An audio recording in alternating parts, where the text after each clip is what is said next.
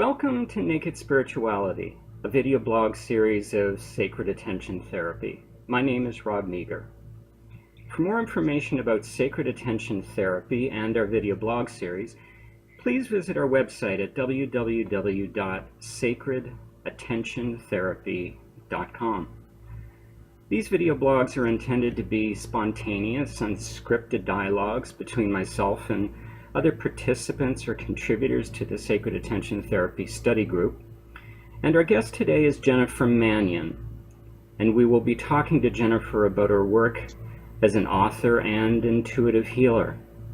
And I'd now like to invite Jennifer to come on screen.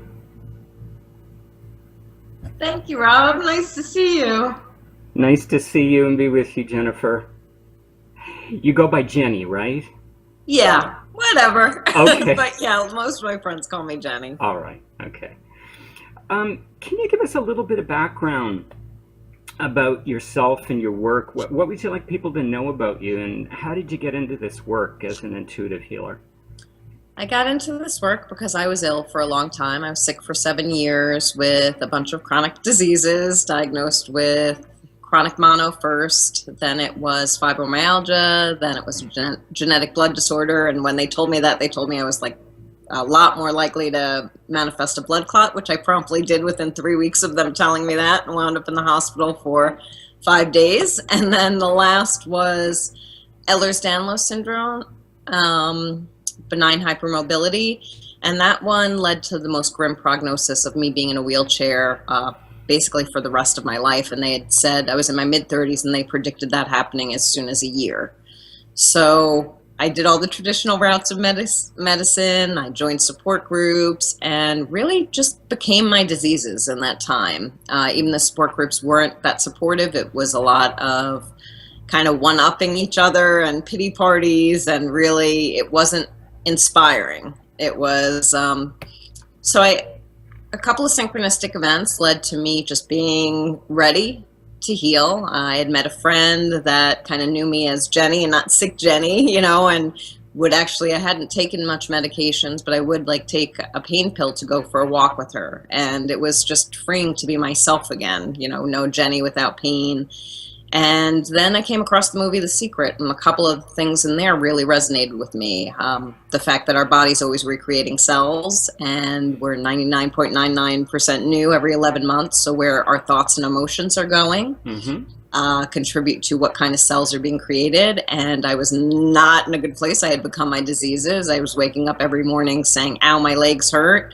I was not putting my attention, and the next thing that helped me from the movie The Secret, the attitude of gratitude, just being very grateful for what I did have. I was very much beating myself up all the time, wish I could do this, I'm not a good enough mom, I'm not a good enough this, really just not creating a healing environment for my body, so actually creating quite the opposite. So I said for a couple weeks, I'm not going to go to doctors, and I'm just going to start paying attention to what I'm telling myself. I'm going to practice gratitude. I'm going to put my attention on the parts of my body that don't hurt. And I felt like I had the flu most days, so sometimes it was just concentrating all my energy on my little finger and saying, well, if my little finger is healthy and doesn't hurt, then that means there's healthy cells. So there's healthy cells in my body, and I'm grateful for that. And within 3 weeks, all the pain was gone. So that just kind of jump-started my passion for learning more about the mind-body connection and helping other people kind of recognize, too, come into the power of their unlimitedness of being. I started writing. I wrote an ebook on how I had healed myself and started a blog, and that just kind of connected me to other methods of healing. Reconnective healing, became a reconnective healing practitioner, Akashic record reading, things that actually helped me on my path I really resonated with and wanted to learn to help other people. But where I really focus is the mind-body connection. My book is A Short Path to Change, 30 Ways to Transform Your Life. It's broken in 4 sections. It has tools in each chapter. I really believe change can be fast and easy. It doesn't have to be as hard or as impossible, challenging as we make it. It really is just changing our mind. If we change our mind and we change our energy, the body's following. It has no choice but to follow. You mentioned your new book. A Yes. Short Path to Change, 30 Ways to Transform Your Life. Jenny, what's the underlying theme of the book, and who is the book intended for? Book is really intended for anyone. It could be someone that's had thoughts that, okay, maybe I'm more than my body. It can be someone frustrated with traditional healthcare. It can be someone that just wants to change an aspect of their life or get more connected with themselves. But it's funny because I've actually used my book, becoming a published author, brought up more stuff in me. So I was able to use some of the tools in my book to still, process things. So even people that have been on this path, we can all use those gentle reminders sometimes and the really short tools to tap into. The first part of my book's all about getting rid of the old stuff. Second part's all about tapping into the chakra, energy body, and understanding it as our inner diagnostic system. Third part's about the ways to tap into the present moment, including exercises in self-love, gratitude, meditation, creating an anchoring moment. And then the fourth section's all about tools to keep moving forward, but also things that we're going to come across, like self-sabotage and shadows, things that we need to kind of shine love in. And the overlying theme is really coming to that place of forgiveness, self-love, self-worth, so that we know we're worthy of that life that we have maybe never even allowed ourselves to fully dream of, but we're worthy to step into whatever changes that we want. It's so interesting you bring up underlying theme of forgiveness. Yeah. You just shared it, and I smile so often because I'm blessed to speak to a variety of healers in the work I do, and have studied and continue to study various faith and spiritual traditions. And it just seems one of the core truths running through all of them is this practice of forgiveness. And how do you find in your intuitive healing practice forgiveness plays itself out?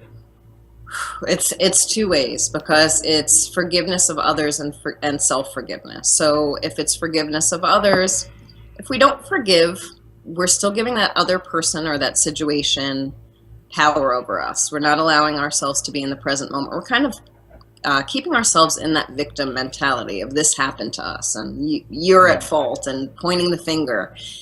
And it never lets us be free. We're still giving that person energy. We're still giving that situation energy. We're creating from that place of not feeling empowered, of feeling like someone wronged us. So I never look at forgiveness as, gee, I'm glad this happened to me, but just this kind of compassion for other people too. If someone was abused, they probably were abused. I see a lot of, people in my practice come in, and if they were abused physically or emotionally by a parent or by a loved one, I'll ask, was that person physically or emotionally abused? Yes. The answer is always yes, because they learned it from somewhere, and unfortunately they didn't get to heal it. So they repeated the pattern because they weren't in balance. So really, forgiveness from that place. I love Ho'oponopono for that reason.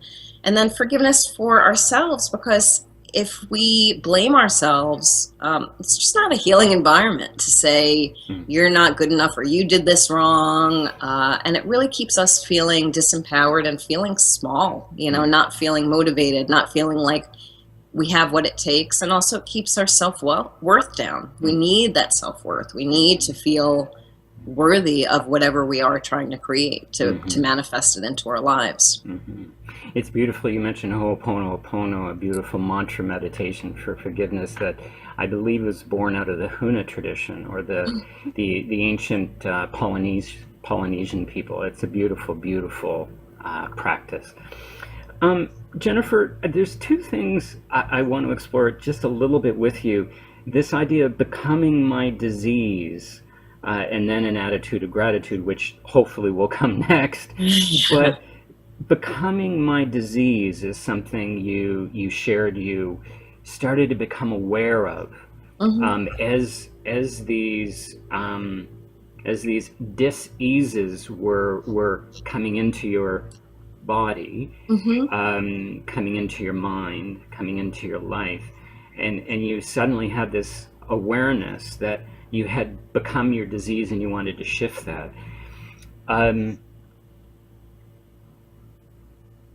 It's a place that most people stay because they attach themselves so much to, and they identify so much with their dis-ease. What was the spark? What was the shift that resulted in you saying, hold it now, this isn't me, and I no longer want to identify with this? There were a few things leading up. The movie The Secret definitely helped, and what that made me do was, like I said, I didn't need to go to the doctors really for anything, so I said I'm going to stop that, and I'm really going to turn my attention inward, and I'm going to start listening to myself. And really it was the listening to myself that made me realize how much I had identified with my diseases. Internet's great, except that if you look up every single symptom of a disease, guess what? You're just kind of telling your body, this is what I am.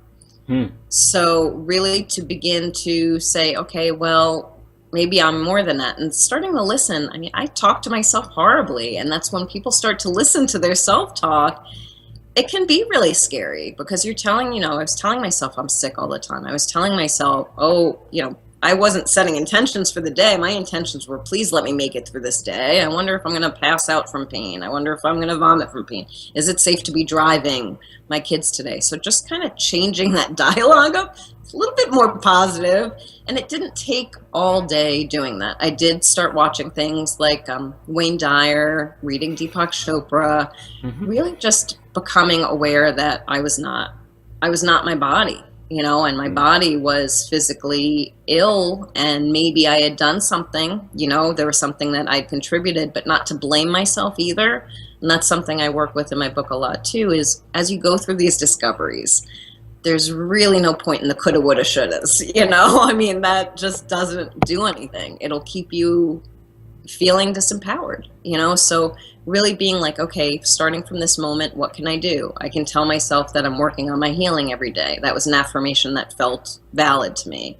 I think if I would have said I am healed, when I still was in a lot of pain, my body would have met resistance and been like, no, you're not, but to be able to say these things like, I'm working on my healing every day, I'm working on learning about listening to my self-talk every day.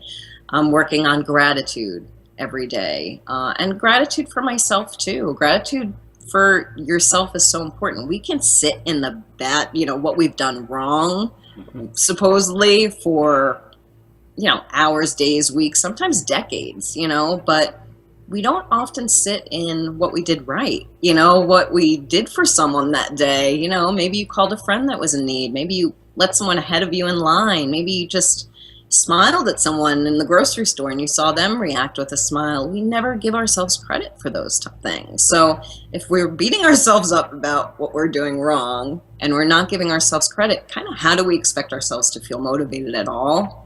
So I did start to give myself some gratitude. Like, look, okay, maybe I can't run after my kids like, I would want to, but I can read to them in bed. I can be there with them, and just started shifting some of that blame to really gratitude for what was okay. And that, I swear gratitude was like the number one tool, and awareness, listening. Those were like the top tools that helped me heal. It's, you mentioned Wayne Dyer earlier, I believe, and I remember a movie. He starred in his own movie. And I remember it was about a retreat or a resort, that he was the healer. At this resort, and people would come in, and there was one story was about a couple that were not getting along, and then there were a couple of other people that were on a spiritual quest. And I remember the movie opened with Wayne Dyer sitting up. The alarm went off and he sat up and he said, thank you. Beautiful. And this was how he began his day, just a simple thank you. And I don't know if it was that alone, but a combination of other things. And that's how I begin my day. And I end my day with, it's beautiful. With thank you. And I always say those are the two most powerful times to give gratitude. Yeah. Because we are in that half awake, half asleep state. And usually, unfortunately, that's when we worry. Oh, I wonder what this day is going to bring. Oh, I have to deal with this person or job. Yeah. Or, oh, I wish that didn't happen today. But when we switch that to gratitude, it's really powerful and affirming and motivating and inspirational. Yeah. I often tell people I'm so grateful to clean my house.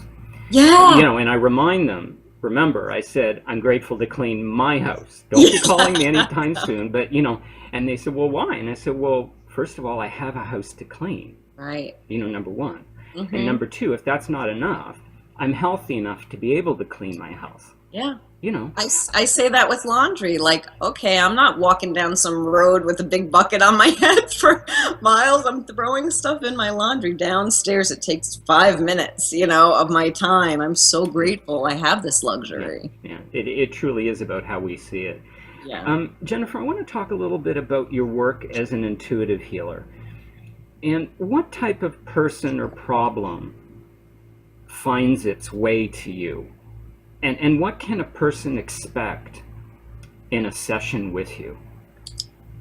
I have had kind of people from all realms. I've treated some teenagers to, people in their 80s, I think have been my oldest clients, and really every realm. I do treat a lot of late stage cancer patients, and I have seen healings from stage 3 and stage 4 cancer.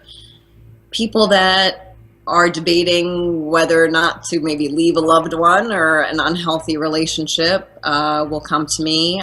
People that are suffering from depression, people that just know that there's more, but they have no idea how to tap into that.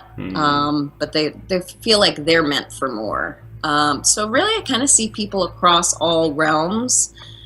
A session with me, it really depends on the kind of work we're doing, but I will do Akashic record reading or I will do energy work. But right now, if someone subscribes to my site, I do offer a 10 or 20 minute consultation with me. And during that time, we can really kind of tap into the energy of an issue. And I do use the chakra system and energy body as my diagnostic system too when I'm talking with someone about an issue that they're facing. I can lead someone through a kind of guided meditation or exercise, and sometimes I do like to also just kind of disconnect and let that healing happen, do that energetic healing where the person is relaxing. A lot of my clients that have been sick or for a longer time, or cancer clients, I will talk with them a little while, but I find it's best to just do the healing with them laying down and receiving, not in another doctor's office, just being in that state of receiving energy. The beautiful thing about that is the energy fills the room, so I'll have loved ones in there too. Because if someone is sick with a disease like cancer, it's affecting more than them. It's affecting everyone around them. So I'll have, and sometimes it's the relatives that receive a significant healing during the session. So that's beautiful too. I had a client that came to me, really young family, young mom, late 20s, husband had stage 4 pancreatic cancer, and they just had a baby, like 8-month-old baby. And she was obviously very devastated, very concerned. And during the healing session for him, and I'd kind of got that he was ready to go, that he wasn't going to be staying, but she saw them in other lifetimes together. She saw them, she knew that they would be together again. So she received that healing. She received a calmness about her to be able to let him go, in peace. So I never know how it will unfold. It's always, beautiful to me too, to see. And it's very much not being attached. It's very hard when you first become a healer. You're like, all disease needs to go. That's healing. But I've learned a lot since then. I know that healing can appear in many different ways. Sometimes it's a lessening of symptoms, and sometimes it is actually passing. It can be so many different ways that the healing manifests. Sometimes it's a relative that comes to peace. I've had someone in cancer that's been in almost like a coma for a while come to be able to give out the information that people needed for when they pass. So I never really know how it's going to manifest, but I always do feel like healing occurs. And sometimes the session is just me talking with people and doing a little energy work in the guided exercise to help them, give them a tool that they can use and tap into. I really believe in short, easy tools, just like Ho'oponopono is really short and easy. Anything long and complicated, we meet enough resistance as it is. We're going to say we have no time for that. So I really do believe in short and easy tools. Jennifer, if someone wanted to contact you, what is the best way to contact you? You can email me, jenny@jennymannion.com. Mm-hmm. You could also call me, 607-437-7867. On my website, jennymannion.com, JENNYMANNION.com, I'm now offering like 4 free gifts when you subscribe. I offer the first chapter of my book. I just recorded a guided healing audio-visual meditation, my free chakra ebook, which has poems in them about the chakras, made really simple, and then also a 10 or 20-minute consultation with me. If someone's bought my book, I'll offer a 20-minute consultation. Perfect.